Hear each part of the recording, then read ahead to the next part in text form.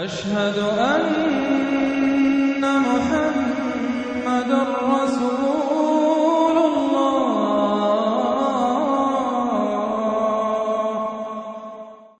سورة الفجر. بسم اللہ الرحمن الرحیم. والفجر وليال عشر والشفع والوتر واللیل اذا یسر. یہ قسمیں جو ہیں پہلے جیسے کہ اس کی مشکلات القرآن میں سے ہیں اور اس طرح کے دورے میں اس میں بحث نہیں ہو سکتی، لیکن یہ کہ فجر عام خیال یہ کہ اس سے مراد ہے 10 ذی حج کی جو فجر ہوتی ہے جس کے بعد کہ نہر ہوتا ہے، قربانی ہوتی ہے، وہ گویا کہ کلائمیکس ہے پھر حج کے افعال کا. ولیال عشر، اور اس سے پہلے کی 10 راتیں. ظاہر بات ہے کہ 10 تاریخ جب ہوگی تو 10ویں رات گزر چکی ہے، تو یکم ذی الحج سے لے کر اور 10 ذی الحج تک کی یہ 10 راتیں جو ہے گزر چکی ہیں. والشفع والوتر، اور ایک 10 راتیں وہ ہے کہ جو عشرہ رمضان مبارک میں ہیں، اس میں شفع اور وتر کا فرق ہے، جفت اور طاق کا. طاق میں پھر لیلۃ القدر ہے. ویسے یہ کہ یہ طاق رات کون سی ہوتی ہے، اب اس کے بارے میں کافی کچھ ایک مسائل پیدا ہو چکے ہیں کہ اب ہماری جو ہے آج کی 25 تاریخ ہے اور سعودی عرب میں 26 ہے، کل ہمارے ہاں 26 ہوگی، وہاں 27 ہوگی، اور یہاں ہمارے پاکستان میں بھی شمالی علاقوں میں پٹھانوں کے علاقے میں بہت سے علاقے ہیں جس میں کہ آج جو ہے وہ 26ویں ہے اور کل 27ویں ہوگی. یہ بھی ایک مسئلہ ہے اس وقت، لیکن اس وقت اس پر گفتگو کا موقع نہیں. بہرحال یہاں تک والشفع والوتر یہی خیال ہے کہ اس سے مراد ہے کہ یہ جو راتیں ہیں جو جفت اور طاق ہیں ماہ رمضان مبارک کے آخری عشرے کی. واللیل اذا یسر، اور رات اس گواہ ہے رات جب کہ وہ چلے. هل فی ذلک قسم لذی حجر، کیا اس میں ہے کوئی دلائل ہے، قسم ہے ان لوگوں کے لیے کہ جو عقل مند ہیں، ان میں جو نشانیاں ہیں ان چیزوں کے اندر جن کو کہ گواہی کے اندر پیش کیا گیا ہے. اب آ رہا ہے مضمون. الم تر کیف فعل ربک بعاد، تم نے دیکھا نہیں کیا کیا تھا آپ کے رب نے عاد کے ساتھ، قوم عاد کے ساتھ کیسے ہلاک کیا تھا. ارم ذات العماد، وہ ارم جو ستونوں والا تھا. خیال یہ ہے کہ ارم جو ہے یہ قوم عاد کا شاہی خاندان تھا، جیسے فراعنہ مصر کے، نماردہ عراق کے، تبع یہ تھے یمن کے، اور ارم جو ہے یہ قوم عاد کا جو خاندان تھا بادشاہی، ان کا لقب تھا. ذات العماد، اونچے اونچے ستونوں والا. اور اب جو اس شہر کی شداد جو ان میں ایک بہت بڑا بادشاہ گزرا ہے، اس کے آثار، اس کے کھنڈر موجود دیکھ لیے گئے ہیں کہ اس صحرا کے نیچے دبے ہوئے ہیں، اور 30 اس کے اوپر بڑے بڑے مینار بنے ہوئے ہیں اس شہر کی فصیل کے اوپر. تو ذات العماد جو بڑے ستونوں والا تھا. التی لم یخلق مثلھا فی البلاد، جیسے کہ اس سے پہلے کبھی دنیا میں نہیں بنائے گئے تھے. معلوم ہوتا ہے کہ ویسی تعمیر جو اس عاد کے بادشاہ شداد نے کی تھی شاید دنیا میں پہلی مرتبہ اتنا، اسی لیے شداد کی جنت مشہور ہے، اس نے وہ جنت بنا لی تھی اپنی، اس قدر وہاں پر ساز و سامان تھا. وَثَمُودَ الَّذِينَ جَابُوا الصَّخْرَ بِالْوَادِ، اور تم نے دیکھا کہ اس سمود کے ساتھ کیا کیا تمہارے رب نے، جنہوں نے چٹانوں کو، وادی میں چٹانوں کو تراش تراش کر محل بنا لیے. وہ تو اب بھی موجود ہیں، بڑے بڑے ہال، پھر بغلی کمرے، بڑے عمدہ ان کے جو مکان بنے ہوئے. وَفِرْعَوْنَ ذِي الْأَوْتَادِ، اور کیا کیا آپ کے رب نے فرعون کے ساتھ کہ جو میخوں والا تھا، اس کے جو کہ بڑے بڑے لشکر چلتے تھے، تو بہت سے خچر تو ایسے ہوتے تھے جن کے اوپر صرف جو خیموں کے کو کھڑے کرنے کے لیے میخیں ہوتی تھی وہی اٹھا کے چل رہے ہیں. کچھ اور بھی اس کے بارے میں آ رہا ہے، واللہ عالم. الذین طغوا فی البلاد، اصل بات یہ ہے کہ ان تمام قوموں نے سرکشی اختیار کی ملکوں میں. فاکثروا فیہا الفساد، ظاہر بات ہے جب اللہ کے خلاف سرکشی ہوگی تو خلق کے لیے فساد ہو جائے گا. اکثروا فیہا الفساد، اس میں بڑا فساد پیدا کر دیا. آج جو فساد ہے ہیوز اور ہیو ناٹس کا، نارتھ ورسز ساؤتھ، ایک فساد ہے دنیا میں، ہے چل رہا ہے. جس طریقے سے کہ پیسہ کھینچ رہی ہیں یہ قومیں، G7 اور G9، یہ اگرچہ ان کے لیے بھی پرابلمز پیدا ہو رہے ہیں، اور بھی دور فلک ہیں ابھی آنے والے، ناز اتنا نہ کرے ہم کو ستانے والے، ان کی بھی اپنی جو ہے اندر سے رگیں کٹ رہی ہیں. لیکن بہرحال ایک زمانے میں انہوں نے فساد مچایا. ظہر الفساد فی البر والبحر بما کسبت ایدی الناس فصب علیہم ربک صوت عذاب، تو پھینکا اور دے مارا ان کے اوپر ان کے رب نے عذاب کا کوڑا. عذاب کا کوڑا تھا جس سے آل فرعون بھی ختم ہوئے اور وہ عاد بھی تباہ و برباد کر دیے گئے، قوم سمود نسیہ منسیہ کر دیے گئے. ان ربک لبالمرصاد، جان لو کہ تمہارا رب تاک میں بیٹھا ہوا ہے، گھات میں ہے، جو کوئی ایسی سرکشی کرے گا اس کا پھر یہی حشر کرے گا۔ یہ اب جو مضمون آ رہا ہے قرآن مجید میں بہت ہی اہم مضمون ہے۔ فَأَمَّا الْإِنسَانُ إِذَا مَا ابْتَلَاهُ رَبُّهُ فَأَكْرَمَهُ وَنَعَّمَهُ فَيَقُولُ رَبِّي أَكْرَمَنِ۔ انسان کا معاملہ یہ ہے کہ جب اس کا رب اسے آزماتا ہے، اسے عزت دیتا ہے، نعمتیں دیتا ہے، تو وہ کہتا میرے رب نے مجھے عزت دی۔ وَأَمَّا إِذَا مَا ابْتَلَاهُ فَقَدَرَ عَلَيْهِ رِزْقَهُ، جب اسے آزماتا ہے اور اس کا رزق جو ہے اس پر تنگ کر دیتا ہے، راشننگ کر دیتا ہے، تھوڑا تھوڑا دیتا ہے، فَيَقُولُ رَبِّي أَهَانَنِ، تو وہ کہتا ہے میرے رب نے مجھے ذلیل کر دیا۔ کلا، ایسا نہیں ہے۔ آپ کو کیا خرابی نظر آئی اس میں؟ کوئی شرک نہیں ہے۔ اس نے یہ تو نہیں کہا کہ مجھے نعمتیں دی ہے تو کوئی لکشمی بائی کی کرپا ہو گئی ہے، یہ تو نہیں کہا۔ اللہ نے، میرے رب نے مجھے عزت دے دی، اور اگر کہیں تنگی آ گئی ہے تو یہ میرے رب نے مجھے ذلیل کر دیا۔ توحید تو مکمل ہے نا یار، کہ کسی اور دیوی دیوتا، کسی اور الہہ کا تذکرہ نہیں ہے، رب ہی نے مجھے عزت دی، رب ہی نے مجھے ذلیل کیا۔ تو عز من تشاء و تذل من تشاء، اے اللہ تو ہی ہے جس کو چاہتا عزت دیتا ہے، جس کو چاہتا ذلیل کر دیتا ہے۔ تو کیا خرابی کیا ہے اس میں؟ اس میں خرابی یہ ہے کہ اس دنیا میں جو کچھ تمہیں ملتا ہے تم اسے عزت مت سمجھو، یہ امتحان ہے، اور اگر کبھی تنگی آتی ہے اسے ذلت نہ سمجھو، یہ بھی امتحان ہے۔ یہ برابر ہے، یہ تم نے اسے عزت سمجھا دھوکہ کھا گئے، اس کو ذلت سمجھا دھوکہ کھا گئے۔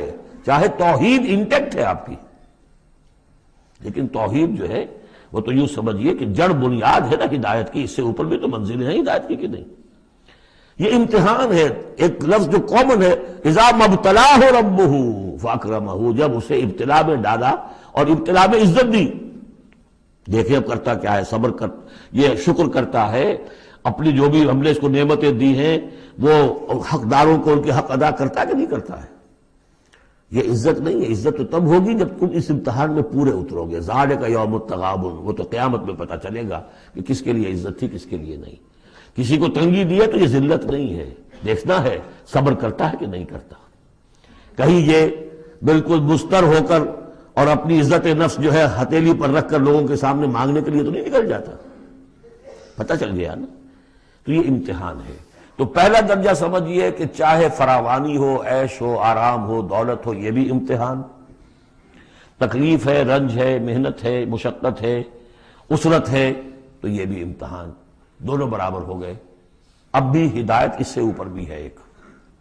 ہمارے دل میں یہ چور رہے گا پہلا امتحان آسان ہے دوسرا مشکل ہے، نہیں، حقیقت اس کے برعکس ہے۔ پہلا مشکل ہے، یہ دولت میں رہ کر بھول جانے کا آپ کے اندر زیادہ امکان ہے۔ حدیث آپ کو سنائی تھی، ما قل و کفا خیر مما کثر و الہا، اگر زیادتی ہوگی، دولت ہوگی، تم اللہ کو بھول جاؤ گے تو زیادہ سخت نقصان یہ ہے، زیادہ بڑا امتحان یہ ہے۔ اور اگر ناپ تول کر مل رہا ہے تو ہر وقت اللہ یاد رہے گا، یہ ہلکا ہے، در حقیقت وہ بھاری ہے۔ اور اسی میں وہ واقعہ نوٹ کر لیجئے امام احمد ابن حنبل رحمۃ اللہ علیہ کا، کہ جب وہ مار پڑ رہی تھی کہ جس کے بارے میں الفاظ ہے کہ ہاتھی کو بھی وہ مار پڑتی تو بالبلا اٹھتا، اس وقت آنکھوں میں آنسو نہیں آئے۔ کب آئے؟ جب بادشاہ وقت، خلیفہ وقت کا ایلچی آیا ہے اشرفیوں کے توڑے لے کر کہ یہ بادشاہ نے آپ کے لیے نذرانہ بھیجا ہے، تب رو پڑے، اے اللہ میں اس امتحان کے قابل نہیں ہوں۔ یہ امتحان سختر ہے۔ تو یہ ہے درجہ بدرجہ، لَتَرْكَبُنَّ طَبَقًا عَنْ طَبَقٍ، تو ہدایت کے بھی یہ درجے ہیں۔ پہلا درجہ تو یہ ہے کہ جو بھی ہے اللہ کی طرف سے ہے، تنگی ہے تو اللہ کی طرف سے، اور فراوانی ہے تو اللہ کی، یہ توحید تو پوری ہو گئی آپ کی، اللہ کی طرف سے۔ لیکن اس میں اب آگے درجے ہیں کہ یہ امتحان ہے، یہ بھی امتحان، وہ بھی امتحان، اس اعتبار سے دونوں بھی امتحان ہیں، یہ دونوں برابر ہیں۔ اس سے بھی اوپر یہ ہے، وہ امتحان مشکل ہے فراوانی والا، اور یہ امتحان جو ہے یہ آسان ہے۔ فَأَمَّا الْإِنسَانُ إِذَا مَا ابْتَلَاهُ رَبُّهُ فَأَكْرَمَهُ وَنَعَّمَهُ فَيَقُولُ رَبِّي أَكْرَمَنِ وَأَمَّا إِذَا مَا ابْتَلَاهُ فَقَدَرَ عَلَيْهِ رِزْقَهُ فَيَقُولُ رَبِّي أَهَانَنِ كَلَّا۔ لیکن چونکہ تمہاری ذہنیت یہ ہے، لہذا تمہارا طرز عمل کیا ہے؟ بَلْ لَا تُكْرِمُونَ الْيَتِيمَ، تم یتیم کی عزت نہیں کرتے۔ وَلَا تَحَاضُّونَ عَلَىٰ طَعَامِ الْمِسْكِينِ، تم مسکینوں کو، غریبوں کو کھانا کھلانے پر ایک دوسرے کو اکساتے بھی نہیں ہو، خود تو کیا کھلاؤ گے؟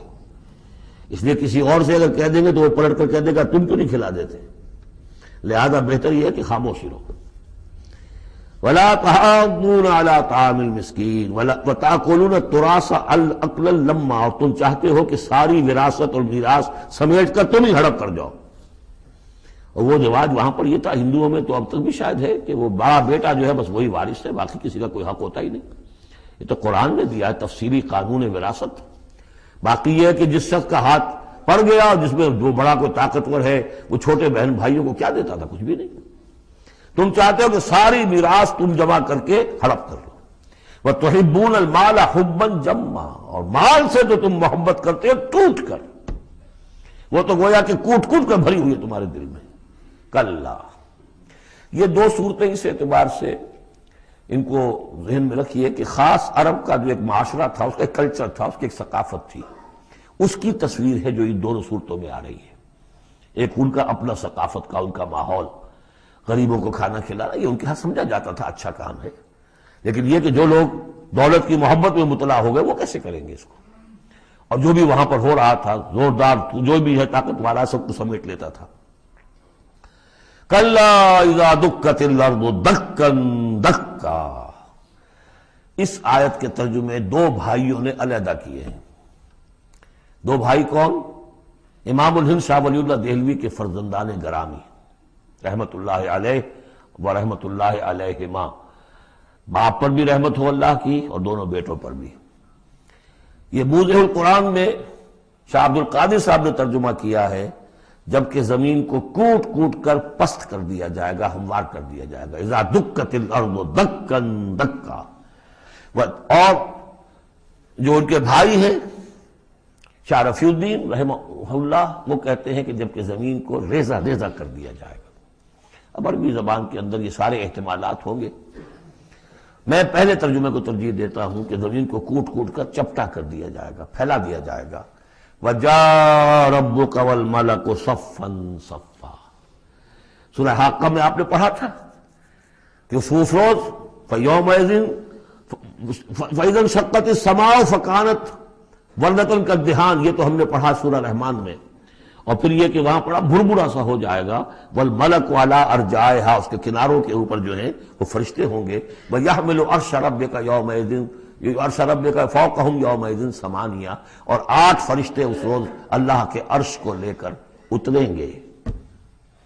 جاء ربک والملک صفا صفا، اس سے اندازہ ہوتا ہے کہ قصہ زمین برسر زمین ہی طے ہوگا۔ جو ہم نے کمایا، جو گنوایا، یہی کمایا یہی گنوایا، کوئی نیکی کمائی تو یہاں اور کوئی بدی کمائی تو یہاں، یہ سارا قصہ زمین زمین ہی پر ہوگا۔ زمین کو پھیلایا جائے گا، مدت کھینچا جائے گا، چپٹا کر دیا جائے گا، کوٹ کوٹ کر پہاڑ چڑھا دیے جائیں گے، وہ ریت روئی کے گالے بن جائیں گے، نہ اس میں کہیں کوئی موڑ ہوگا، نہ اونچائی ہوگی، نہ ڈھلوان ہوگی۔ سورہ طٰہٰ میں ایک بار سے تو یہ ساری چیزیں کر کے پھر یہیں پر اللہ تعالیٰ کا نزول اجلال ہوگا، اس کی کوئی تجلی ہوگی جس کو لے کر کے خاص طور پر 8 فرشتے جو ہیں وہ نازل ہوں گے۔ وَجَاءَ رَبُّكَ وَالْمَلَكُ صَفًّا، فرشتے ہوں گے صفے باندھے ہوئے۔ وَجِيءَ يَوْمَئِذٍ بِجَهَنَّمَ، اور لے آئی جائے گی اس دن جہنم بھی، اور جیسا کہ میں نے عرض کیا غالباً وہ اسی زمین میں سے نکل آئے گی۔ یہی جو اندر موجود ہے، جو لاوا نکلتا ہے کبھی، ان تمام جو بھی یہ آتش فشاں پہاڑ ہوتے کہاں سے نکلتا ہے؟ یہ اندر ہے زمین کے۔ اگر اس کو کوٹ دیا جائے، اس کو کھینچا جائے تو وہی چیز ظاہر ہو جائے گی، سامنے آ جائے گی۔ واللہ عالم۔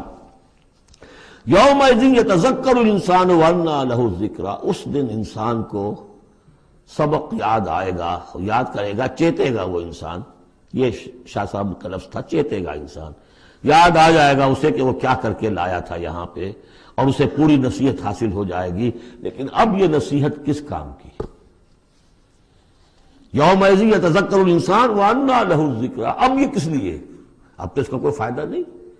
وہ تو دنیا میں اگر تم نے دیکھا ہوتا، سوچا ہوتا، حقائق تم پر منکشف ہوتے تو فائدہ تھا، یہاں تو نہیں۔ یقول یا لیتنی قدمت لحیاتی، وہ کہے گا ہائے کاش میں نے اپنی زندگی کے لیے کچھ آگے بھیجا ہوتا۔